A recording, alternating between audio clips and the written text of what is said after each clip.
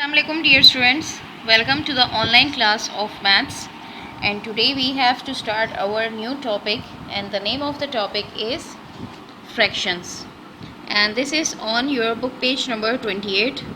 So let's start dear students. Fraction means fractions are parts of a whole. It's means कि fraction जो होता है किसी चीज़ का जो उसके पार्ट्स यानी उसके हिस्से जो होते हैं उसको कहा जाता है फ्रैक्शंस। अब मैं आपको एग्जांपल से इसको क्लियर करती हूँ। A half is a fraction. Halves are two equal parts of a whole. कहते हैं हाफ यानी आधा जो है उसको फ्रैक्शन भी कहा जाता है, और आधा क्या होता है यानी किसी भी चीज़ के दो इक्वल बराबर हिस्से, किसी भी चीज़ के दो बराबर हिस्सों को कहा जाता है halves. For example, Zeeba has one burger. Zeeba एक गर्ल है जिसके पास एक बर्गर है। She wants to share it with her brother, और वो चाहती है कि वो बर्गर को अपने भाई के साथ शेयर करे यानी उसे भी दे। She cuts it into equal parts so that each of them can get one half of the burger.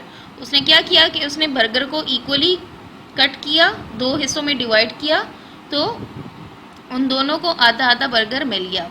When a whole is cut into two equal parts, we call it halves. जब किसी चीज़ को दो बराबर हिस्सों में तकसीम किया जाए तो हर हिस्से को, एक हिस्से को भी कहेंगे हाफ, दूसरे को भी, और उन दोनों को कहेंगे हाफ्स। आपको क्लियर हो गया?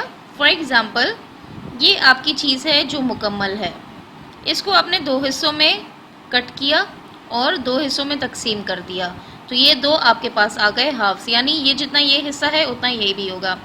फॉर एग्ज़ाम्पल, हम केक लाते हैं या पिज़्ज़ा लेकर आते हैं, तो हम उनके इक्वली उनकी कटिंग करते हैं और उसको डिवाइड करते हैं। अगर दो बंदे हों तो इक्वल कटता है, अगर ज़्यादा बंदे हों तो उसके और 4 पार्ट्स में डिवाइड होता है या 6 पार्ट्स में। तो इन चीज़ों को डिवाइड करना यानी किसी मुकम्मल चीज़ को डिवाइड करना, तकसीम करना हिस्सों में, इक्वल हिस्सों में, उसको कहा जाता है फ्रैक्शंस। सो आपको क्लियर हो गया कि फ्रैक्शंस किसको कहते हैं? किसी चीज़ की जो मुकम्मल चीज़ होती है उसके हिस्से बनाना या उसको हिस्सों में तकसीम करने को कहते हैं फ्रैक्शंस। और ये हमारी डेली रूटीन में इस्तेमाल होता है। हम जब कभी पिज़्ज़ा लेकर आते हैं या बर्गर या कोई भी ऐसी चीज़ जिसको हमने इक्वली डिवाइड करना होता है, तो वहाँ पर फ्रैक्शंस हमारी डेली रूटीन में यूज होता है। डियर स्टूडेंट्स, आपका पेज नंबर 28 पे एक एक्सरसाइज है, एक्सरसाइज नंबर 21, और जो कि है divide the following into halves. जैसे हमने पढ़ा कि हाफ्स क्या होता है कि एक इसके दो इक्वल हिस्से या इक्वल पार्ट्स। जैसे कि इन्होंने एक एक्टिविटी दी है एक्सरसाइज 21 में कि इन्होंने 4 ऑब्जेक्ट्स दिए और इन 4 ऑब्जेक्ट्स को हमने इक्वली डिवाइड करना है दो इक्वल हाफ्स में। तो आपको ये नज़र आ रहे हैं कि मैंने यहाँ पर मिड में लाइन लगा दी है और इनको दो इक्वल हाफ्स में डिवाइड कर दिए। इसी तरह की यहाँ पर भी लाइन लगी हुई है, यहाँ पर भी इक्वल इनको डिवाइड किया गया है और यहाँ पर भी। तो इस तरीके से आपने स्केल से नीटली इसको दो इक्वल हाफ में डिवाइड करना है लाइन लगा के।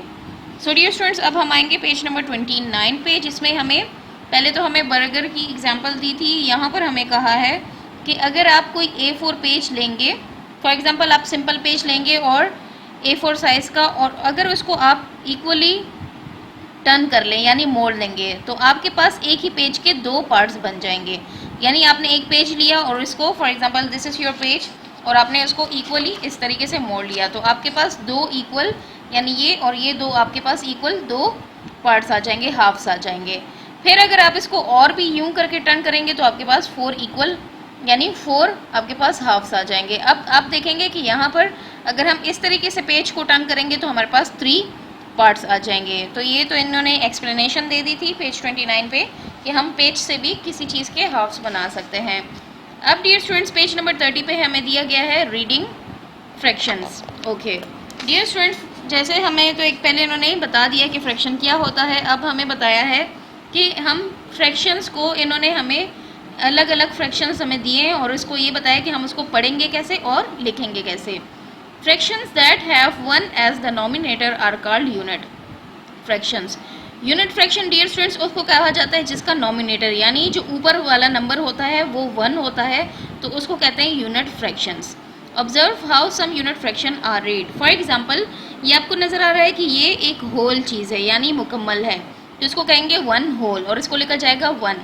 अब यहाँ पर एक होल को हमने टू इक्वल हाफ में डिवाइड कर दिया, यानी एक को शेड कर दिया, कलर कर दिया, और एक मतलब इसी तरीके तो हमारे पास ये दो हाफ्स आ गए, तो इसको कहेंगे वन हाफ्स यानी 1/2। टू हाफ्स का मतलब एक हिस्सा यानी एक शेडेड है, तो शेडेड वाला पोर्शन हमारा जो है नॉमिनेटर होगा 1। अगर यहाँ पर ये दोनों शेड, अगर नेक्स्ट मैं आपको दिखाऊंगी कि अगर हमारे 1 से ज़्यादा नॉमिनेटर्स होंगे तो वो कैसे होंगे। यहाँ पर हमारे पास 1 शेडेड है और 2 इक्वल टोटल पार्ट्स होंगे, वो डिनोमिनेटर में लिखा जाएगा। अब जैसे कि यहाँ पर 3 इक्वल पार्ट्स हैं तो डिनोमिनेटर में 3 लिखे जाएंगे, और 1 शेडेड है तो 1 ऊपर आएगा। फॉर एग्जांपल अगर यहाँ पर 2 शेडेड होते तो 2/3 आता, और इसको कहते हैं 1/3, यानी 1 शेडेड है, कलर है, और थर्ड यानी एक का मतलब 3 हिस्सों का एक शेडेड पार्ट। अब 1/4 जो फोर्थ होता है उसको क्वार्टर भी कहा जाता है, यानी 4 हिस्से हैं वो नीचे आएंगे, 4 पार्ट्स हैं और 1 शेडेड है तो 1 ऊपर आएगा। सो इसी तरीके से ये सारे आपको 1/5, 1/6, 1/7 और इसी तरीके से 1/5, 1/6 और 1/7, यानी जो टोटल पार्ट्स होते हैं वो नीचे लिखे जाएंगे और जो शेडेड पार्ट होगा वो ऊपर लिखा जाएगा। अब डियर स्टूडेंट्स पेज नंबर 31 पे है हमारे पास 1/8 यानी 8वें का एक हिस्सा यानी एक कलर्ड है और टोटल 8 है, और यहाँ पर एक कलर्ड है बाकी 9 है, और यहाँ पर 10 पार्ट्स हैं और उसका एक कलर्ड है, तो इसको 1/10 या 1/10 लिखा जाएगा। अब यहाँ पर हमारे पास एक एक्टिविटी है, shade the following squares as written for each figure. जैसे यहाँ पर 1/4 है तो डियर स्टूडेंट्स ये देखिए 1 2 3 4, तो 4 नीचे आ गया, डिनोमिनेटर जो टोटल पार्ट्स होते हैं वो नीचे लिखा जाएगा, और 1/4 है तो 1 हमने शेड करना है। आप चाहें तो कोई भी कलर यूज़ कर सकते हैं, लेकिन मेक श्योर कि आपका ये कलर एक ही ब्लॉक में आए, बाहर ना निकले इस ब्लॉक से। 1/5 है, यहाँ पर 1 शेड हो गया, 1/6 यहाँ पर 1 शेड हो गया, 6 के टोटल पार्ट्स, और ये 7 टोटल पार्ट्स हैं तो 1/7। तो इस तरीके से पेज 31 पे आपने ये एक्टिविटी करनी है। अब डियर स्टूडेंट्स हम फॉरवर्ड आएंगे पेज नंबर 32 पे।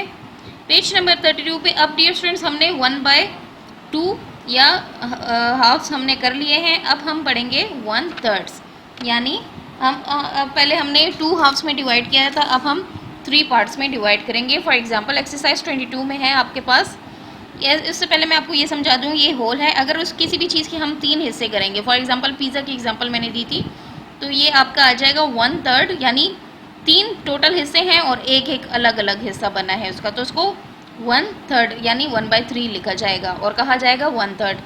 अब इन्होंने कहा था कि write the following shapes into 1/3।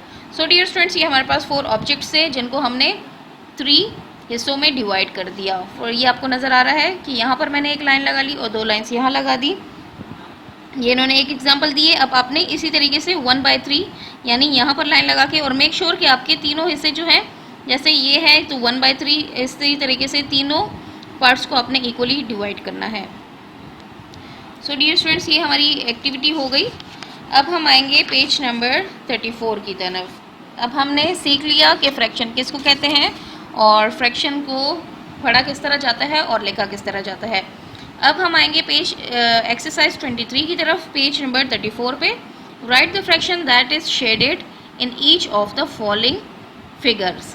Okay, पहले तो हमने कलर्स किए थे, अब हम यहाँ पर जो है इन्होंने शेडेड दिए हुए हैं, अब फ्रैक्शंस हमने लिखनी है। फॉर एग्जांपल आप इसको टोटल काउंट करें, 1 2 3 4 5 6, टोटल 6 है, 6 डिनोमिनेटर में आएगा। अब शेडेड कितने हैं, 1 2 3, तो 3 ऊपर आएगा डिनोमिनेटर में। जो ऊपर होता है नॉमिनेटर, नीचे जो होता है डिनोमिनेटर, और उसको लिखा जाएगा 3/6, यानी 3 उसमें कलर्ड है और टोटल 6 हैं। अब इसमें देखेंगे 2 इसमें कलर्ड है, 2 ऊपर आ जाएगा, और टोटल ये काउंट करें तो 5 है। इसी तरीके से 1 2 3 4 5 6 7 8, तो 8 नीचे आएगा, और कलर्ड कितने हैं 1 2 3 4 5, 5 शेडेड है, कलर्ड है, तो 5 ऊपर आएगा। इसी तरीके से ये आप देखें तो 7 इसमें कलर्ड है और टोटल ये 10 है। तो इस तरीके से आपने इसको कंप्लीट करना है। अब डियर स्टूडेंट्स हम आएंगे एक्सरसाइज 24 की जानिब, जहाँ पर इन्होंने हमें कुछ ऑब्जेक्ट्स दिए हैं और उसके बारे में फ्रैक्शंस हमें लिखने को कहा है कि recognise fractions from figures. Number 1 is what fraction of the fruits are mangoes.